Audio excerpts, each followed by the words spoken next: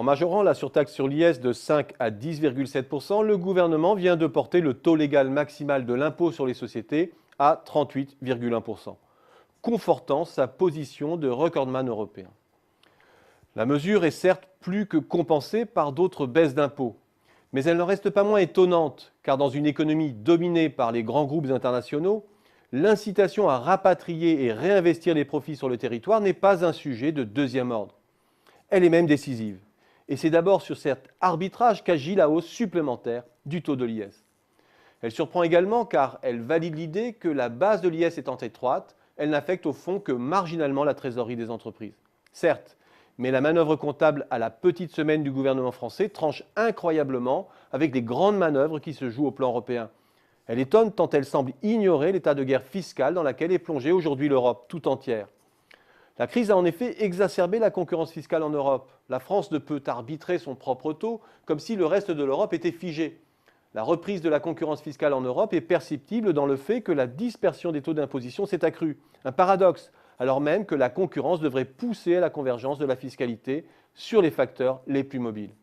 Mais qui indique aussi que certains pays sont repartis à l'offensive en ordre dispersé. L'activisme fiscal est d'ailleurs bien perceptible à travers les nouvelles vagues de baisse de l'impôt sur les sociétés déjà engagées depuis 2007, notamment au Royaume-Uni, dans les pays d'Europe du Nord et portant jusqu'en 2016. La France évolue de son côté à total contre-courant.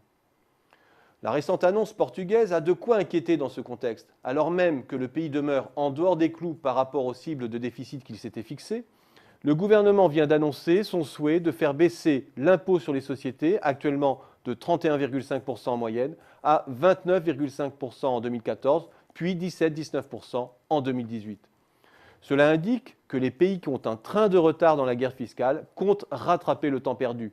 La guerre fiscale n'est pas finie, loin de là.